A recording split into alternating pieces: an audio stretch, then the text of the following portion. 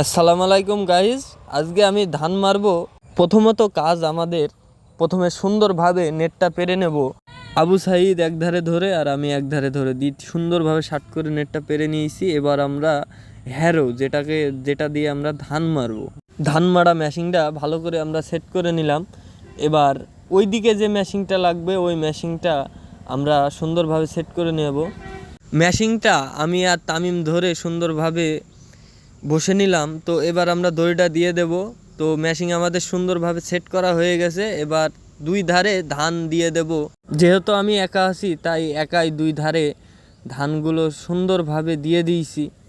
যেহেতু মেশিনের হ্যান্ডেল নেই তার জন্য মেশিনটা ধরা শিখিয়ে দিচ্ছি, সুন্দরভাবে জোর দিয়ে দিচ্ছি, দিয়ে আমি দড়ি ধরে স্টার্ট দিতে হবে মেশিনটা।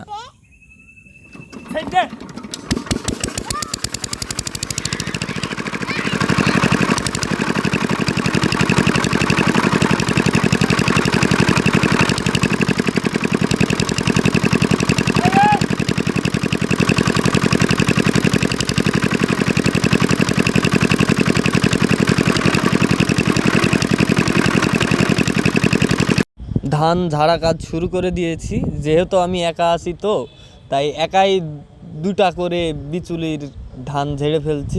15 কাটা ভুঁইয়ের ধান আমি একাই ঝেড়ে ফেলবো আজকে।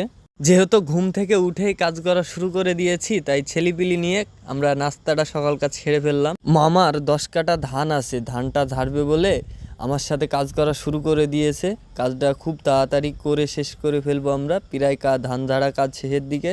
ভিডিও এখানেই শেষ করছি। আল্লাহ হাফেজ।